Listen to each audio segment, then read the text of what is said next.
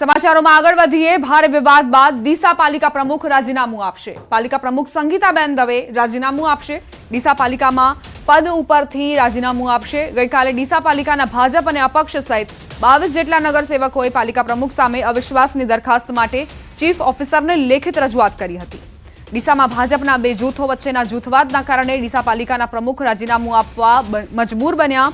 પાલિકા પ્રમુખ સંગીતાબેન દવેને ભાજપ પક્ષે રાજીનામું આપવાનું કહ્યું હોવા છતાં તેમણે રાજીનામું ન આપતા તેમની સામે અવિશ્વાસની દરખાસ્ત લવાઈ। પ્રમુખ સંગીતાબેન દવે બોલાવેલ બોર્ડ આખરે રદ કરવામાં આવ્યું છે।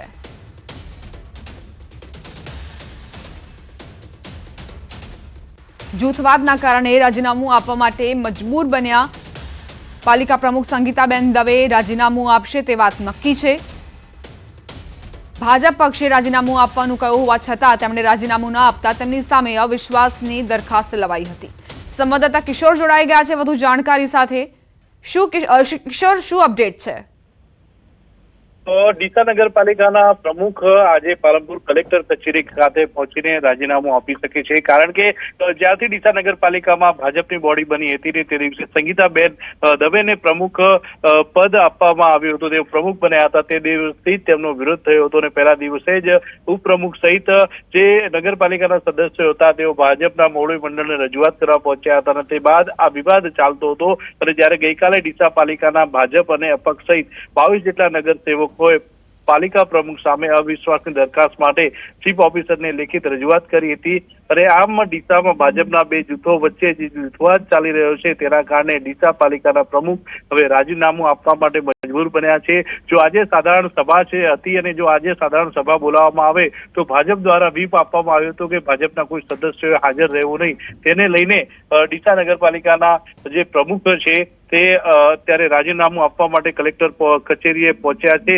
અને સૌથી મહત્વના સમાચાર દર્શકોને આપી દઈએ કે પાલિકા પ્રમુખ પદેથી રાજીનામું આપવા માટે અત્યારે કલેક્ટર કચેરી પહોંચી ગયા છે સંગીતાબેન, અને ટૂંક જ સમયમાં સંગીતાબેન જે છે તે પોતાનું જે રાજીનામું છે તે કલેક્ટરને આપી શકે છે। જી આભાર કિશોર જાણકારી આપવા માટે।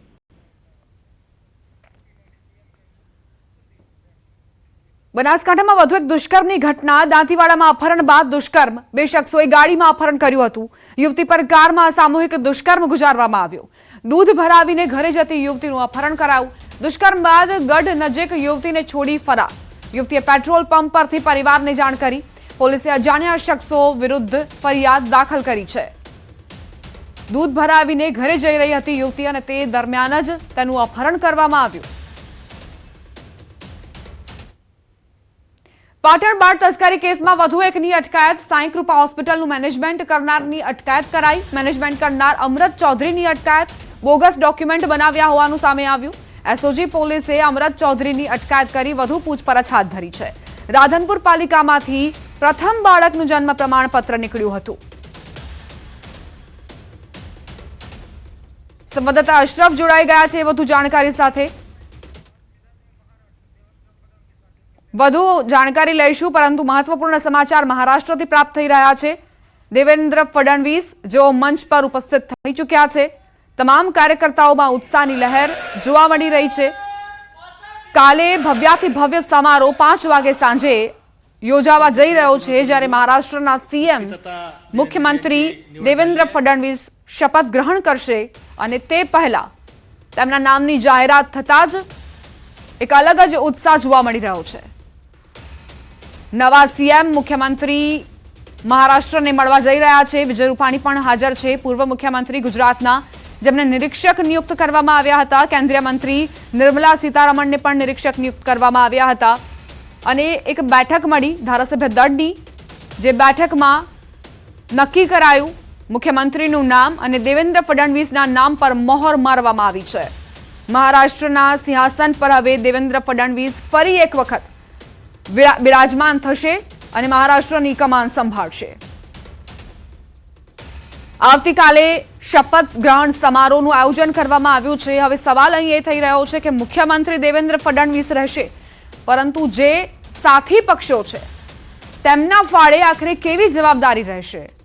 કયા કયા પોર્ટફોલિયો મંત્રીમંડળમાં જે સામેલ થવાના છે તે મંત્રીઓને મળશે અને સાથે જ શિવસેના એકનાથ શિંદે જૂથ અને અજિત પવારની એનસીપી બંનેના કયા એવા નેતાઓને પસંદ કરવામાં આવશે કે જેઓ મંત્રી બનશે અને અજિત પવાર અને એકનાથ શિંદેને પણ કઈ જવાબદારી મળશે? મુખ્યમંત્રીના નામ પર સસ્પેન્સ હતું તે હવે તેના પરથી પડદો ઉંચકાઈ ચૂક્યો છે. તમામ ટોચના નેતાઓ અત્યારે फडणवीसने વધાવી રહ્યા છે. त्यांची आज सकाळी बैठकी झाली. कोर कमिटीच्या सदस्यांना विनंती आहे त्यांनी सर्वांनी वरती येऊन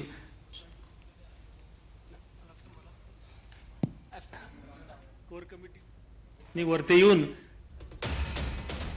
મહારાષ્ટ્રના નવા મુખ્યમંત્રી દેવેન્દ્ર ફડણવીસ જેમને ફરી એક વખત જવાબદારી પાર્ટીએ સોંપી છે. દેવેન્દ્ર ફડણવીસે ખૂબ જ સારી રીતે લોકસભા દરમિયાન પણ પ્રચાર કર્યો, એડી ચોટીનું જોર લગાવ્યું અને વિધાનસભા વખતે તેમની જ મહેનત રંગ લાવી કે પાર્ટી ભાજપ સૌથી મોટી પાર્ટી બનીને ઉભરી.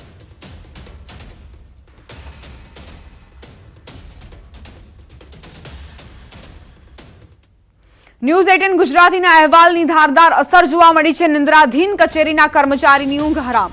ન્યૂઝ 18 ગુજરાતીના અહેવાલ બાદ તપાસ. પીજીવીસીએલના આસિસ્ટન્ટ એન્જિનિયરનું નિવેદન, ખાતાકીય તપાસ ચલાવવામાં આવી રહી છે. ગેરરીતિ સામે આવશે તો પગલાં લેવાશે. કર્મચારીઓ કોન્ટ્રાક્ટ આધારિત છે. કસ્ટમર કેરમાં તમામ કર્મચારીઓ ઊંઘ કરતાનો વિડીયો વાયરલ થયો હતો. ગ્રાહકો ફરિયાદ માટે ફોન કરતા હોય છે પરંતુ ફોન નથી ઉપાડવામાં આવતા. રાત્રિના સમયે તમામ કર્મચારીઓ એકસાથે ખુરશી પર સૂઈ જતા હોવાનો વિડીયો વાયરલ થયો હતો. 5 મહિના પહેલા પણ વિડીયો વાયરલ થયા હતા. કાલના દિવસમાં એક વિડીયો વાયરલ થયેલો છે, બરાબર છે. એમાં રાતના સમયનો હોય એવું જણાઈ આવે છે, બરાબર. રાતના 4-5 વાગ્યાના સવારના હોઈ શકે છે, બરાબર છે.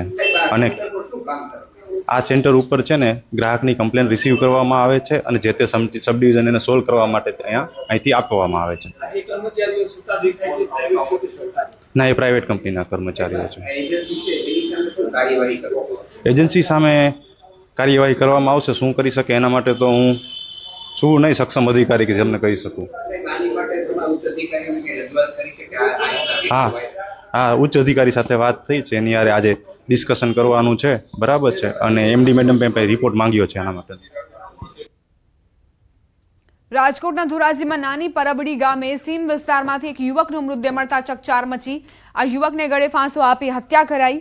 મૃતદેહ મંદિર પાસે મૂકી દીધાનું સામે આવ્યું. આ મામલે પોલીસને જાણ કરાઈ છે. આ યુવકની હત્યા થઈ છે કે અન્ય કારણોસર મોત થયું છે તે મામલે પોલીસે તપાસ હાથ ધરી. જોકે પરિવારજનોનું કહેવું છે કે યુવકની હત્યા કરાઈ છે અને જ્યાં સુધી હત્યા કરનાર ઝડપાશે નહીં ત્યાં સુધી મૃતદેહનો સ્વીકાર નહીં કરે તેમ જણાવ્યું. દીવાબત્તી કરવા આવ્યો અહીં મંદિરે ત્યારે આ પોઝિશનમાં આની લાશ જોઈ અને એની ગાડી પડેલી છે. ત્યાં પડેલો હતો, બરોબર. મેં લાશને સ્પર્શ કરેલો નથી. પછી અહીંથી હું નીકળી દીવાબત્તી કરી. મેં મારા કાકાને કાકીને બોલાવ્યા, એના મા બાપને, કે ભાઈ તમારો વિમલો ક્યાં છે? તો કે એ હાંજનો નથી આવ્યો. મેં કીધું એ મંદિરે આપણા દાદાના મંદિરની દિવાલે પડ્યો છે, એની ગાડી ન્યા છે. કોઈ બનાવ બનેલો છે. આ 10 વાગ્યાને કે 11 વાગ્યાના ગાળામાં કરીને આ તો સવારમાં અમને જાણ થઈ. અમારા દાદા પરિવાર છે અહીંયા, અમારા સાગઠિયા પરિવારના સુરાપુરા દાદા, ત્યાં દીવાબત્તી કરવા આવતા અમારો ભત્રીજો એને આ જોયું અને અમને જાણ કરી. કોણે કર્યું છે? કઈ શંકા કોઈની ઉપર? શંકાસ્પદ હવે આમાં કેવી રીતે ખબર પડે સાહેબ? આ ડેડ બોડી જોતા લાગે છે કે એનું મર્ડર થયું છે અને જેની ઉપર શંકા છે એના નામ પણ આપવામાં આવ્યા છે. ધોરાજી પોલીસ અહીંયા ઉપસ્થિત છે. તાત્કાલિક જે આરોપીઓ છે એની ધરપકડ કરે અને પંચનામું અને ડેડ બોડીનું પીએમ થયા બાદ એ લોકો વિરુદ્ધમાં ગુનો દાખલ કરીને તાત્કાલિક આરોપીઓને પકડવામાં આવે. જ્યાં સુધી આરોપીઓને પકડવામાં નહીં આવે ત્યાં સુધી અમે અનુસૂચિત જાતિ સમાજ દ્વારા નક્કી કરેલ છે કે આ ડેડ બોડી સ્વીકારવામાં આવશે નહીં.